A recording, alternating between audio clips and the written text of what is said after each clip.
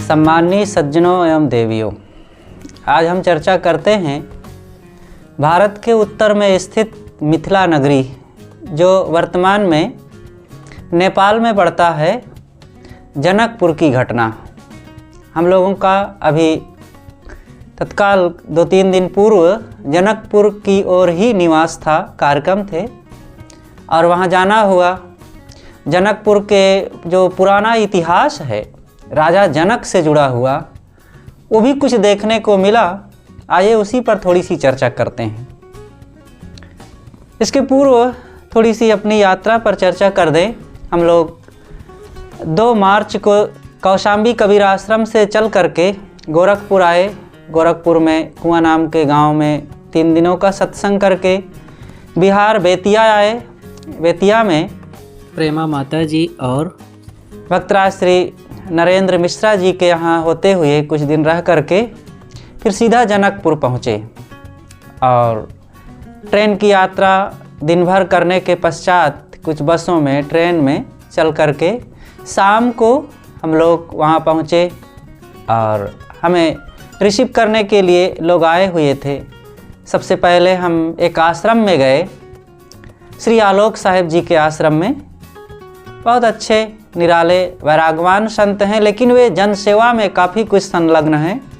और जनसेवा उनकी यह है कि जो अनेक प्रकार के अनाथ बच्चे होते हैं, कई ढंग से जिनका जन्म हुआ और लोग फेंक देते हैं, उन बच्चों को वे परवरिश करके पाल पोस कर बड़ा करते हैं।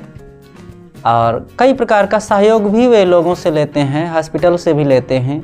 लेकिन उनकी जो सेवा भावना है बड़ी ही सराहनीय है और उन बच्चों को एक नया जीवन देते हैं। और उन बच्चों से देखा गया कि उसमें से कई बच्चे बड़े होनहार, बड़ी कुशाग्र बुद्धि के और बड़े ही अच्छी संगति का आधार पाने के कारण उनके जीवन में बड़ा सद्गुण भी दिखाई दिया।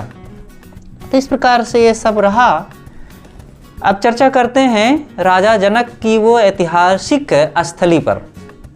हम लोग कुछ साथियों के सहित राजा जनक के उस राजमहल की ओर गए, जहाँ पर सीता जी का जन्म हुआ और भी उनका पूरा वो स्थल देखने को मिला कि एक बहुत विशाल मंदिर है, नौलखा मंदिर जिसे कहा जाता है।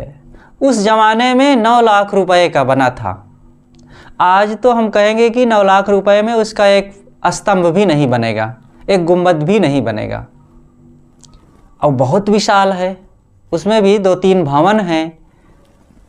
किंतु देख करके कुछ निराशा हुई कि पंडे पुजारी बैठे हुए हैं जगह जगह और चारों तरफ बड़ी गंदगी है। हजारों की भीड़ रोज वहाँ घूमने जाती है। पर्यटक स्थल है ही तो लोग जाते हैं देखने के लिए, लेकिन इतना चारों तरफ बिजबिजा रहा है और नंगे पैर जाने का वहाँ पर नियम है। तो गए, नंगे पैर गए, लेकिन इतना गंदगी, इतना कूड़ा करकट, झिल्ली पन्नियाँ और चिपचिपाता हुआ वहाँ की जो फर्श थी, देख करके मन को बहुत कष्ट हुआ। घूमने गए, देखे कि स्वर्णिम भवन तो है ही, अंदर में काफ़ी लोग बैठे हुए हैं, घूम रहे हैं, देख रहे हैं। कुछ जगह देखने की जगहें जो मूर्ति रूप में बनी है, वहाँ लोग सिर झुका रहे हैं, हाथ जोड़ रहे हैं, कुछ मनौतियाँ भी कर रहे हैं। अब सबकी संसार में भावना होती ही है। ये संसार तो बड़ा बेचारा दीन है, हरदम इसको कुछ कमी लगी रहती है, दुख का मारा है। तो चीज़ों की पूर्ति के लिए, दुखों को मिटाने के लिए, मनोकामनाओं की पूर्ति के लिए हर जगह ये सर पटकता रहता है। वहाँ घूमने के पश्चात फिर ऊपर गए और ऊपर भी काफ़ी कुछ बना हुआ है। सबसे पहले देखे कि राजा जनक जी हल चलाते हुए सुबह के 3 बजे मंगल प्रभात में शुभ मुहूर्त था। पंडितों ने कहा कि सुबह के 3 बजे आप सोने का हल चलाएंगे तब नगर में वर्षा होगी। सूखा पड़ा हुआ था, चारों तरफ राज्य में त्राही त्राही मचा हुआ था। तो ये भविष्यवाणी हुई थी, पंडितों ने कहा था कि ऐसा करेंगे तो पानी बरसेगा। अब हम उसकी हकीकत पर नहीं जाएंगे, जो किंवदंतियाँ चल रही है उस पर थोड़ी सी चर्चा कर लें। तो पंडितों ने ऐसा भविष्यवाणी किया था। तो राजा जनक सोने का हल चलाए, सुबह का समय था, कुछ अंधेरा था ही, और हल चलाते वक्त ही कहा जाता है कि एक बच्ची की रोने की आवाज़ आई। आगे बढ़कर गए, देखे तो एक छोटी सी नन्ही शिशु है और उन्होंने उसको उठा लिया और उसका नाम सीता रखा गया। सीता इसलिए उनका नाम रखा गया कि हल चलाते वक्त जो हल चलाने में नाली बनती है उसको सीता कहा जाता है। तो उसी नाम से उस बच्ची का नाम भी उन्होंने सीता रख दिया। अब हल चलाते वक्त मिली कि उनकी खुद की बेटी थी, कह नहीं सकते, लेकिन इतिहास में जो पढ़ने को मिल रहा है वह यह भी है कि राजा जनक की 2 बेटियां थी, सीता जी और दूसरी थी उर्मिला। तो वो भी दृश्य बना हुआ है कि हल चलाते वक्त छोटी बच्ची को पाया गया, फिर बच्ची बड़ी हुई और उनकी माँ, और उसके आगे फिर विवाह मंडप, उसके आगे और भी कई दृश्य बने हुए थे। फिर एक दूसरी तरफ गुफा में जाना हुआ, वहाँ देखे कि सीता जी छोटी बच्ची हैं, उनके कुछ कपड़े रखे हुए हैं। अब बनाकर मेमोरियल रख दिया गया है। अब ये हकीकत में कोई ये तर्क ना करे कि उस ज़माने का, आज से हज़ारों साल पहले का कपड़ा कैसे रहेगा। जो है वहाँ पर उसकी चर्चा हम कर रहे हैं कि वहाँ पर उनके कुछ फ्राक रखे हुए हैं, कुछ कपड़े रखे हुए हैं, कुछ और रखा हुआ है, उनकी खेलने की चीज़ें रखी हुई है, उनके कुछ अस्त्र शस्त्र रखे हुए हैं। तो ये सब देखने को मिला। इसी तरीके से और भी अंदर गुफा में कई दृश्यावलियाँ बनी हुई, उनकी पूजा स्थली बनी हुई है, उनकी देवी का कुछ वहाँ पर चित्रण किया गया है। सीता माई के फ्राक है। ये सब घूमते हुए बाहर निकले, बाहर देखे कि एक तुलसी चौरा बना हुआ है, मंदिर है, मंदिर में चारों तरफ लोग परिक्रमा कर रहे थे, फिर तुलसी चौरा बना हुआ है। अब वो तुलसी चौरा में जो लोग जा कर के सिर पटक रहे हैं और मक्खियाँ, चींटे और नीचे गिरा हुआ प्रसाद जो पैरों में लग रहा था चिपचिपाते हुए, कि खड़े होने का मन नहीं हो रहा था। लेकिन एक नाम जो महामहिम था उसी की भाव से, उसी की मन में स्मृति रख करके वहाँ गए कि कभी ये पुरा काल में हमारे भारतवर्ष की धर्म नगरी रही। हमारे भारत के विभिन्न क्षेत्रों से राजा जनक को शिक्षा उपदेश देने के लिए जाते थे बड़े बड़े विद्वान, ब्राह्मण, गुरु, त्यागी, तपस्वी, वो नगरी वो थी। तो इसी भाव से वहाँ जाना हुआ। देखे, मन को बड़ी खुशी भी मिली। वहाँ से अलग निकले तो जहाँ पर विवाह मंडप था वो भी देखने को मिला। विशाल मंदिर बना हुआ है, जो नेपाल में एक पशुपति मंदिर है, उसी आकार में नेपाल में जितने मंदिर होते हैं, पशुपतिनाथ मंदिर जो काठमांडू में बना हुआ है उसी आकार का लगभग सभी मंदिर होते हैं। तो उसी ढंग से वो विशाल मंदिर बना हुआ है और उसके चारों कोनों पर 4 छोटे छोटे मंदिर है। कहा जाता है कि राम, लक्ष्मण, भरत, शत्रुघ्न, इन चारों के विवाह की वहाँ पर स्मृतियाँ बनाई गई है। और मुख्य जगह जो है वहाँ पर सबका सामूहिक रूप से है। अंदर जाने नहीं दिया जा रहा था, बाहर से देख लिए, उसके अंदर नहीं जा सके। लेकिन अंदर कुछ था भी नहीं, देखे बाहर से कुछ थोड़ी सी वेदी बनी हुई है, वहाँ मूर्ति लगी हुई है, थोड़ा सा और कुछ आकार प्रकार है, बस वहाँ की जगह साफ़ सुथरी थी। और वो सब घूमने के पश्चात बाहर निकले और जहाँ पर कहा जाता है राजा जनक की कुल देवी थी वहाँ गए। बाहर विशाल मंदिर है, बहुत विशाल भव्य गेट बना हुआ है और गेट पर ही लिखा था राजा जनक की कुल देवी। यहाँ पर वे पूजा आदि करते थे। बाहर गए उसकी अंदर से एक दूसरी छोर पर, तो वहाँ देखे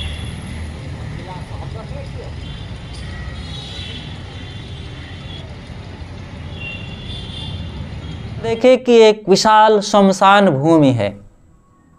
उसके साइड में कुछ मंदिर भी बने हुए थे और वहाँ कुछ फूल फुलवारियाँ सजे हुए थे, लोग भी थे। अच्छा लगा देख करके वहाँ का दृश्य। इसके पश्चात लौटते वक्त उसी रास्ते में देखे कि श्मशान है और वहाँ पर बराबर लाशें आती रहती है, राम नाम सत्य है, राम नाम सत्य है। ये हमारे जीवन की वास्तविकता है। इस वास्तविकता से कोई नज़रें चुराना भी चाहे तो बच नहीं सकता है। इसलिए इसका दिग्दर्शन करना सबके लिए अति आवश्यक है। हर नर नारी को इस सत्य को अपनी आँखों से देखना चाहिए, मन में मनन चिंतन करना चाहिए। तो वहाँ देखे कि 2 चिताएं तैयार हो रही है, लाशें रखी हुई है, लोग लकड़ियाँ सजा रहे हैं। तो देख करके मन में और ये बात याद आई कि यही है ज़िंदगी। और जिस ज़िंदगी को पा कर के लोग ज़िंदगी के बारे में नहीं सोचते, और जिस ज़िंदगी का अंतिम मुकाम यही है उसके बारे में नहीं सोचते, कैसी भूल में हमारी ज़िंदगी बीती जा रही है। आगे बढ़े तो वहाँ देखे कि पास में कुलदेवी के ही उस पिछले प्रांगण में मंदिर बना हुआ है। अंदर गए। कहा जाता है कि वहाँ लगभग साल में जब रामनवमी के दिन आते हैं, पूजा का दिन आता है, तो 12-13 हज़ार बकरे काट दिए जाते हैं। सुन करके मन तो एकदम कांप गया। ओह, जहाँ पर आत्मज्ञान की चर्चा जिस राजा जनक के इस भवन में हुआ करती थी, और चारों तरफ से बड़े बड़े विद्वान ऋषि मुनि ज्ञानी आते थे, और सब राजा जनक को ज्ञान देना चाहते थे, और इतने महाजिज्ञासु थे राजा जनक कि आत्मज्ञान की उनकी भूख इतनी बनी रहती थी कि क्या कहना। वहीं पर ऐसी हत्याएं। एक पंडित बैठा हुआ था। हम लोग वहाँ गए, देख करके चारों तरफ का नज़ारा थोड़ा मन में मायूसी भी आई, अच्छा नहीं लगा। वो हमारे चेहरे को देख करके भाप गया, महाराज क्या सोच रहे हैं। हम तो नहीं बोल पाए। साथ में आए हुए प्रकाश जी थे जो हम लोगों को घुमाने के लिए गए थे। साथ में कई लोग थे, काठमांडू से आई शोभा दीदी थी, और एक और सज्जन थे, और प्रकाश जी थे, और 1-2 लोग और थे, और हमारे साथ पूज्य संत श्री विकास साहब जी और संत श्री विनय साहब। इस प्रकार से हम 5-6-7 लोग थे। तो प्रकाश जी ने कहा कि महाराज जी ये सोच रहे हैं कि इतना विशाल मंदिर है, राजा जनक की ये जगह है, इतनी गंदगी यहाँ पर फैली हुई है, इसकी सफाई क्यों नहीं होती है। तो पंडित बाबा कुछ अपना बात बनाते हुए कहे। फिर हमसे पूछने लगे। हमने कुछ चर्चाएं किया। फिर हमने ये पूछा कि महाराज ये बताइए कि क्या यहाँ पर बकरों की बलि चढ़ाई जाती है। कहे हाँ, बकरों की बलि चढ़ाई जाती है, और यहाँ पर देवी की पूजा की जाती है। मैंने कहा पूजा के नाम पर और चीज़ से उनको पूजिए, फल फूल चढ़ाइए, अगरबत्ती प्रसाद चढ़ाइए, और भी कुछ चढ़ाना हो चढ़ाइए। जीवों को मारना, उनकी हत्या, हिंसा करना और ये कसाई खाना यहाँ चलाना कहाँ तक उचित है। हम समझ रहे थे कि हमारी बातों से ज़रूर रुष्ट हो जाएगा, लेकिन फिर हम कहे, और जैसे इतनी बात सुने तो थोड़ा सा लाल पीले हो गए, और कुछ कटु कुठार भी कहने लगे कि आप क्या जानो, ये हमारे सदा से यहाँ मंदिर में चला आ रहा है, ऐसी पूजा नहीं की जाएगी तो भारत का विनाश हो जाएगा, नेपाल का प्रलय हो जाएगा, और क्या क्या हो जाएगा, ये सब कहने लगे। हमने कहा ठीक कहते हो महाराज, प्रलय आएगा कि नहीं आएगा, लेकिन तुम तो उन जानवरों का प्रलय तो कर ही रहे हो। फिर बोलता रहा, हम शांत रहे और फिर चल दिए। यही है धर्म।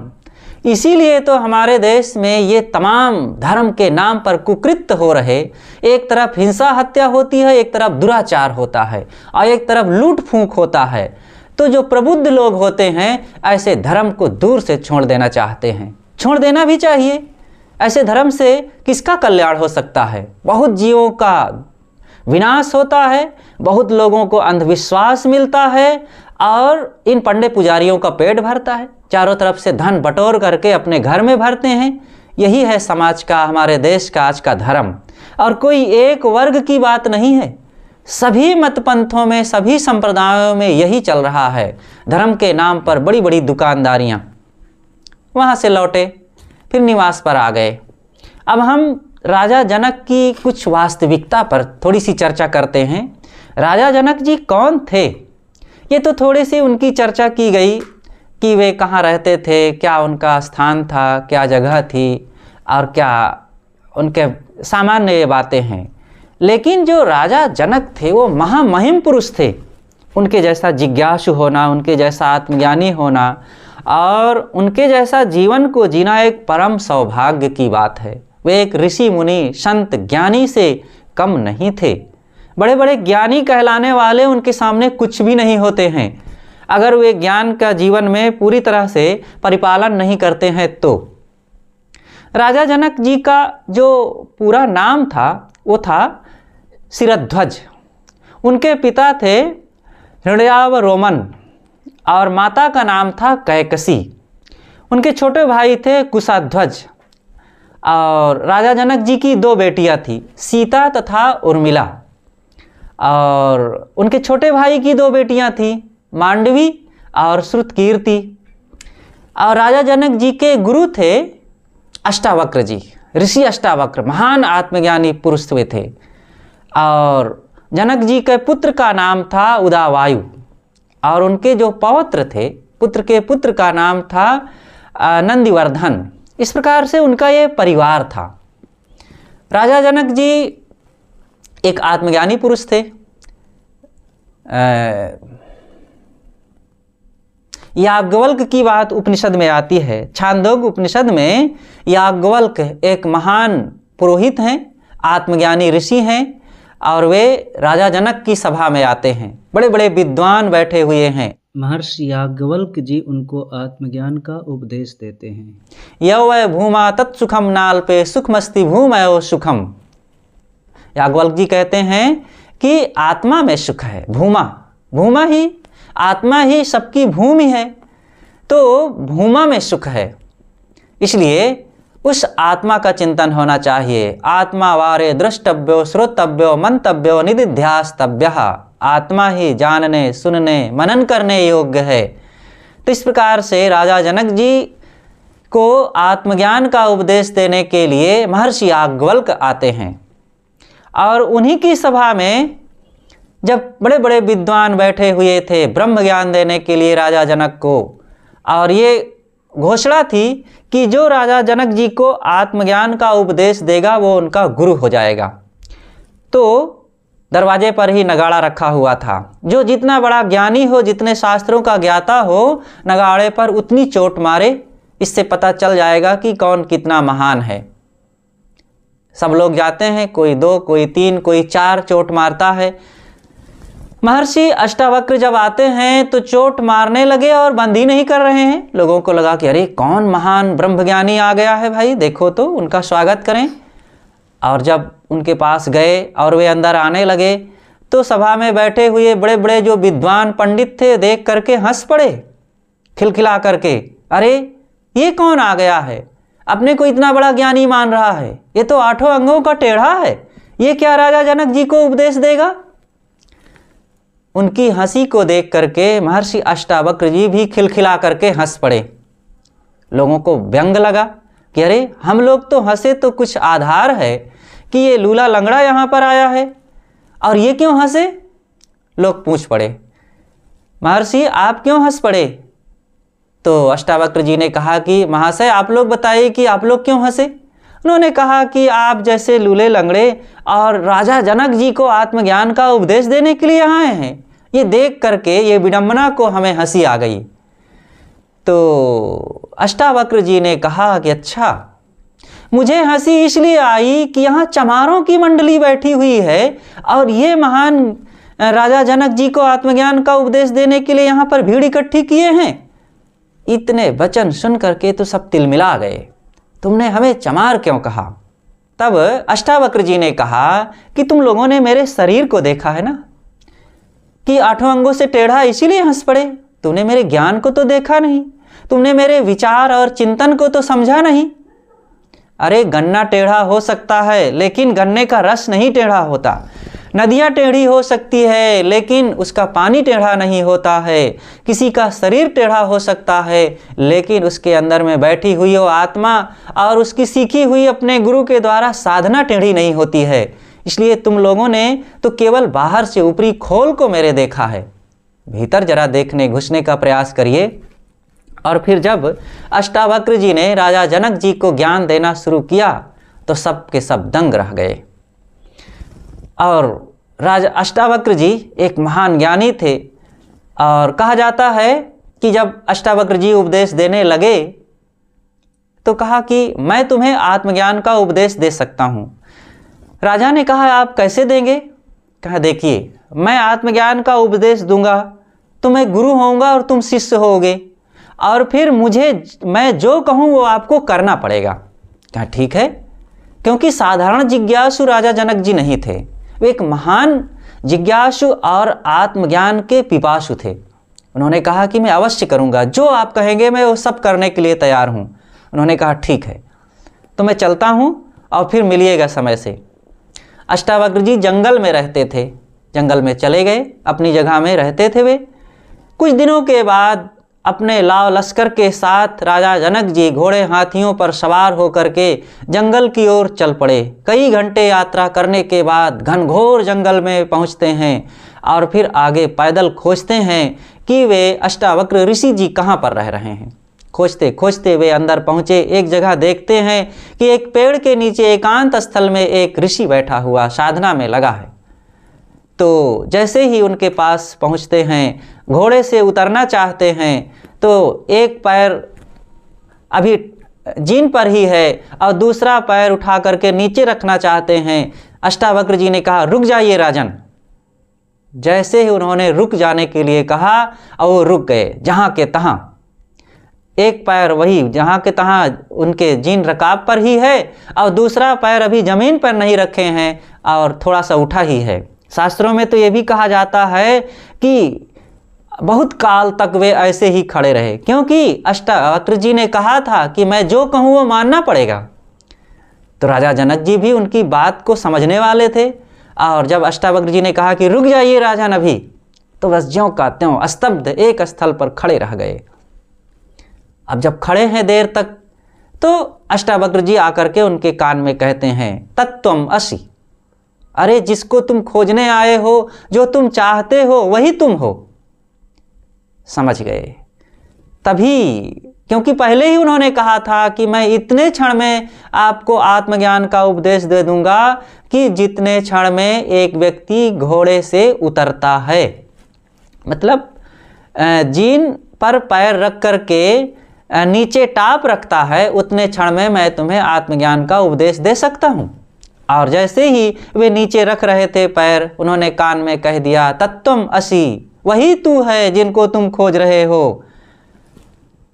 तो इतना सुनते ही राजा जनक जी शांत हो गए, स्तब्ध खड़े रह गए। उन्होंने कहा महाराज स्पष्ट समझ में नहीं आ रहा है, मैं जो चाहता हूँ वही कैसे हूँ? उन्होंने कहा दक्षिणा दीजिए।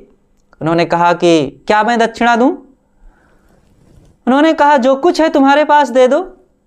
कहा ठीक है, मैंने दे दिया, अपना सब कुछ आपको मैं समर्पित कर रहा हूँ। उन्होंने कहा ठीक है, जब सब कुछ दे दिए हो तब तुम्हारे पास कुछ अब बचा ही नहीं, अब केवल तुम्हारी आत्मसत्ता मात्र है। क्योंकि अगर तुमने तन मन धन दे दिया है तो तन मन धन ही तो सब कुछ है, और तन मन धन देने के बाद उस ब्रह्म के पास, उस आत्मा के पास अब कुछ रहता ही नहीं, और वो शुद्ध ब्रह्म स्वरूप आत्मनिष्ठ ज्ञान स्वरूप होता है, और उसके पास फिर कोई वेदना नहीं, कोई दुख नहीं, कोई अहम नहीं, कोई हीनत्व की भावना नहीं होती है।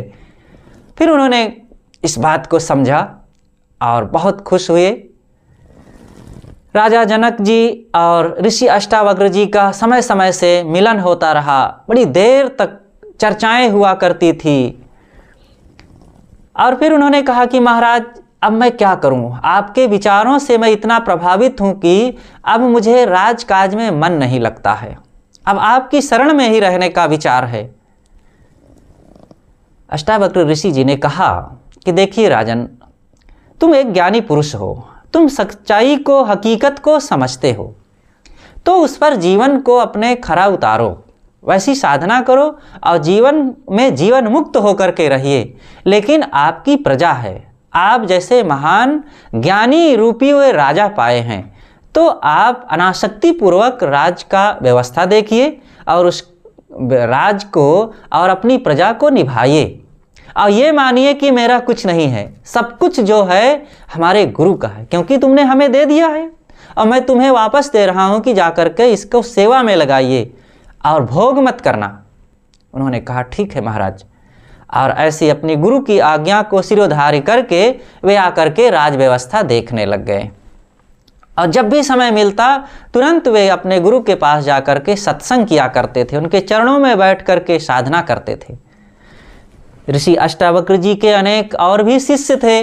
देख करके गुरुदेव को और राजा जनक को उनके मन में ईर्ष्या होने लगी कि हमारे गुरुदेव जी, हम जो घर द्वार अपना सब कुछ छोड़ करके इनकी शरण में आजीवन रहने के लिए आए हैं, तो ये हमारी तरफ उतना प्रफुल्लित होकर के ध्यान नहीं देते और हंस हंस कर बातें नहीं करते हैं। और ये गृहस्थ व्यक्ति राजा जनक जब आ जाते हैं तो इनसे हंस हंस कर प्रफुल्लित होकर के बड़ी देर तक बैठे रहते हैं।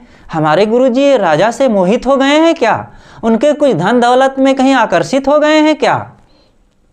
तो गुरुदेव जी समझ गए, ऋषि अष्टावक्र जी अपने शिष्यों के इस मनोभावों को समझ गए।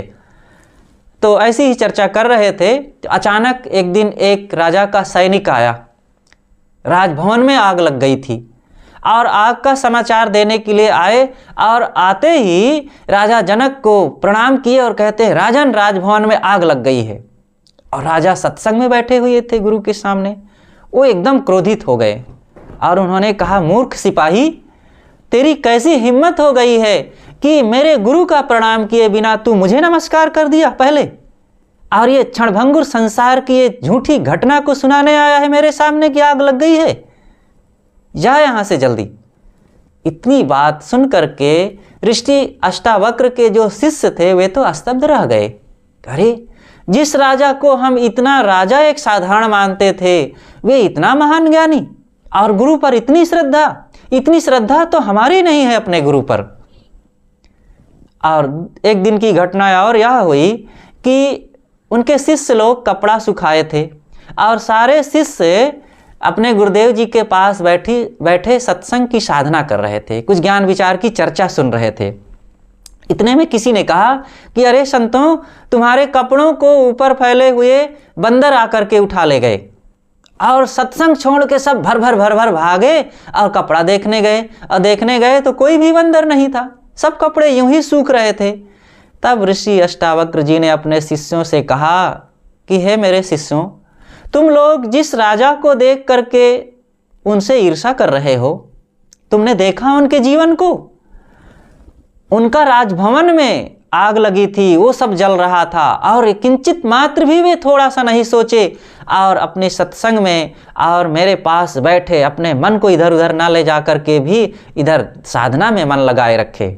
और तुम लोग ये साधारण कपड़े, जिन कपड़ों को तो कोई दूसरा यूज भी नहीं कर सकता और जिन कपड़ों को तो कोई पहनना भी नहीं चाहेगा, और उसी को थोड़ा सा सुनते ही कि बंदर ले जा रहे हैं और तुम भरभरा के भाग गए, और ना सत्संग की चर्चा की याद किए, ना गुरु की परवाह किए कि यहाँ क्या हो रहा है। तुम्हारा चित्त तुरंत आंदोलित हो गया।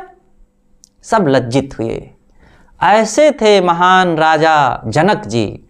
उनकी इस धरती के हम लोग संतान हैं, और अपने उस महान ज्ञानियों, संतों, ऋषियों, मुनियों और उन राजाओं की याद करें। देखें, उस राजा जनक से हमारे देश के उन तमाम शासन सत्ता पर बैठे हुए उन शासकों को भी ध्यान देना चाहिए कि कैसे एक राजा को होना चाहिए, और इन साधना में लगे हुए साधकों संतों को ध्यान देना चाहिए कि कैसे साधना करनी चाहिए। एक गृहस्थी में रह करके भी व्यक्ति किस प्रकार से अनासक्त निर्लेप हो सकता है। इसीलिए तो राजा जनक को कहा जाता था कि निर्मोही राजा, विदेही राजा।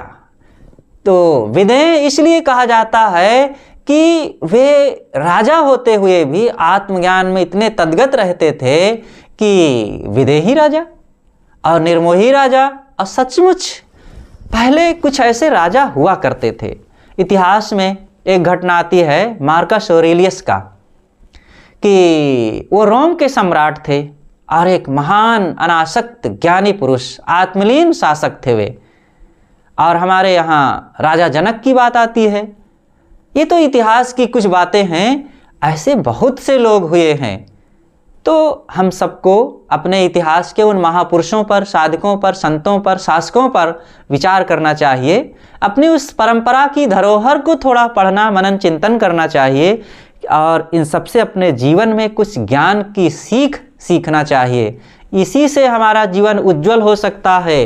संसार में ज्ञान की कमी नहीं है, शास्त्रों में भरे हैं और आदर्श कथाएं हैं, आदर्श संतों का वर्तमान में हमारे गुरुजनों संतों, सदगुरु कबीर हों, चाहे बुद्ध महावीर हों, या सदगुरु अभिलाष देव हों, सदगुरु विशाल देव हों, नानक, सुकरात आप और जितने भी महापुरुष हैं, ये सब अपने आप में एक महान साधक थे और ज्ञानी पुरुष थे। हम सबको भी इन महापुरुषों से प्रेरणा लेकर के अपने जीवन में आत्मज्ञान की, शांति की साधना ग्रहण करके जीवन को कल्याण की तरफ आगे बढ़ाना है। तो मैंने चर्चा शुरू किया था कि जनकपुर, राजा जनक के नाम से जनकपुर धाम बना हुआ है और निश्चित ही वो बहुत ही पवित्र स्थल है, जहाँ ऐसे ज्ञानी शासक और संत ऋषि मुनि रहे हों, आए हों, इकट्ठे हुए हों, ज्ञान की इतनी बड़ी चर्चाएं होती रही हो, वर्षों वर्षों तक उस जगह में इस प्रकार से सब देश विदेश का ये विचार ज्ञान का अलख जगाने वाले रहे हों। और इतिहास की भी बात है, महाराज श्री राम की चर्चाएं तो अयोध्या के बारे में आपने खूब सुना, लेकिन सीता जी के बारे में लोग चर्चा कम करते हैं। और उन महान विदेही आत्मज्ञानी की वो बेटी थी सीता, और सीता का जीवन कितना निराला और कितना पवित्र था। महाराज श्री राम का जो था सो रामायण में पढ़ करके उनका व्यक्तित्व तो था ही मर्यादा पुरुषोत्तम, लेकिन सीता जी भी किसी भी मामले में कम नहीं थी। और निश्चित ही एक निर्मोही राजा और एक शासक ऐसे, और जो साधना में संतों के पास रह करके इन सब बातों को सीखा था, पूरे परिवार में वो सब झलकता है। और हम सबके जीवन में भी ये बातें आनी चाहिए। केवल ये कहानियाँ, ये घटनाएं, ये राजाओं की, महापुरुषों की, संतों की, ऋषियों की चर्चाएं कहने सुनने की बातें नहीं हैं। अगर कहने सुनने तक ही होगा तो केवल बतकही बन करके रह जाएगी, जीवन में कुछ उसका फ़ायदा नहीं मिलेगा। लेकिन वो बात किस काम की अगर जिससे हमारा जीवन जुड़ा हुआ ना हो। हमारा जीवन जुड़ना चाहिए, जीवन बोलना चाहिए, और जीवन तब बोलेगा जब हमारे जीवन में वो ज्ञान विचार की साधना होगी और हमारे मन इंद्रियों पर उसका प्रभाव होगा, तभी हमारा जीवन सफल होगा और तभी हमारे ऋषि मुनियों का ज्ञान हमारे ऊपर लागू होगा, सार्थक होगा। अपनी चर्चाओं को यहीं पर हम समाप्त करते हैं। आप लोगों ने बड़े प्रेम से हमारे YouTube चैनल पर अनेक जगहों में दिए गए सत्संग, ज्ञान विचार की बातें, भजन, हमारे पूज्य संत श्री विकास साहेब जी के उपदेश और हमारे संतों द्वारा दिए गए भजन प्रवचन को आपने बहुत भावपूर्वक श्रवण किया है और उसका आदर किया है। हम आप सबके हृदय से आभारी हैं। कृपया आगे भी ऐसे सुनते रहें। हम चाहते हैं कि हमारे जीवन से, हमारे समाज से, हमारे इन देवी देवताओं, नर नारियों के बीच से अज्ञान, अंधविश्वास निकले और जीवन साधनामय हो, ज्ञानमय हो, शांतिमय हो, संस्कारों से सुसज्जित हो और सब लोग सुखी बने, महान बने, आगे बढ़े, जीवन धन्य हो। यही तो हमारे जीवन की सार्थकता है। केवल खाना पीना ही जीवन का फल थोड़े है। तो इसी उद्देश्य से इन विचारों को इस इंटरनेट के माध्यम से कुछ समाज में दिया जा रहा है और जो लोग लाभ ले रहे हैं उन सब के हम हृदय से आभारी हैं। अपनी बातों को यहीं पर समाप्त करते हैं। बोलिए सद्गुरुदेव की जय। अब आगे आप पूज्य संत श्री विकास साहेब जी द्वारा सीता स्वयंवर में जो धनुष खंडन हुआ था उसके बारे में सुने कि जनकपुर में वो घटना कैसे घटी है और उसकी आज स्मृतियाँ क्या हैं, कैसी हैं।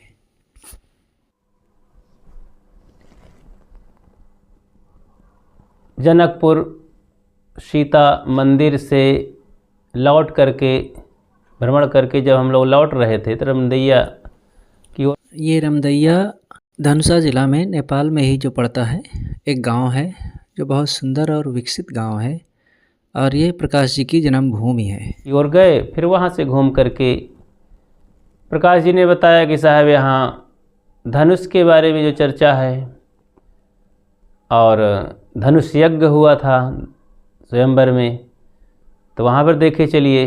तो हम लोग देखने गए। वहाँ कहा जाता है वो स्वयंवर की जगह है, वहाँ पर सीता का स्वयंवर राजा जनक ने किया। तो थोड़ा सा चमत्कारी रूप है कि सीता जब बचपन में झाड़ू लगा रही थी तो धनुष, शिव का धनुष था, बहुत बड़ा था। सीता झाड़ू लगाते समय इधर से उधर कर दिया।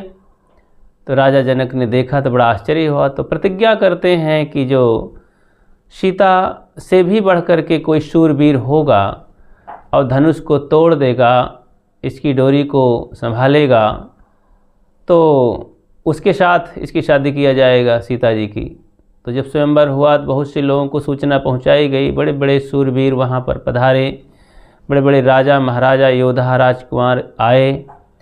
तो किसी ने धनुष को हिला तक न सका। तो विश्वामित्र के साथ में उस समय प्रवास कर रहे थे जंगल में, ऋषियों की रक्षा में राम लक्ष्मण थे, वो भी आए।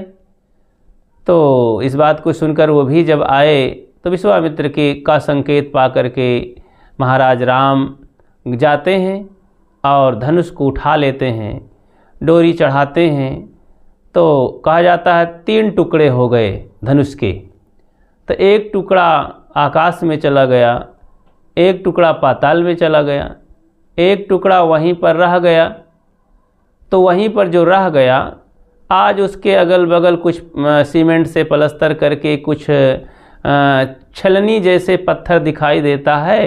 वो पीपल का वृक्ष है बहुत बड़ा, उसी के बगल में एक लंबा सा टेढ़ा मेढ़ा आकार, उसी को कहते हैं कि यही धनुष था। तो बंधुओं, इस तरह से उसकी महिमा बढ़ा करके लोगों को उसी महिमा मंडित करके कमाने खाने का धंधा बन चुका है। इस पर विचारणीय विषय है। आप लोग इससे जो भी चाहें विचार करके ले दे सकते हैं।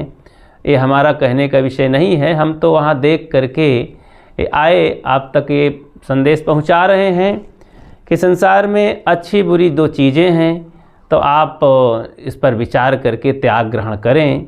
सद्गुरु कबीर का ये सिद्धांत है, सार सार को गैर है थोथा दे उड़ाए। तो हमें सारग्राही बन करके संसार की चीज़ों को लेना देना है, हमारे विवेक की बलि नहीं चढ़ाना है। विवेक को जीवन में रख करके जगा करके ही जीने से हम सुखी जीवन जी सकते हैं। इस तरह से हम भ्रमण करके आए तो धनुष के नाम पर उस जिले का नाम ही धनुषा जिला रख दिया गया है। तो नेपाल में पड़ता है। तो इस तरह से हम घूमे टहले, आप सबके बीच में चर्चा किए। अब यहीं पर विदा लेते हैं। बोलिए सद्गुरुदेव की जय।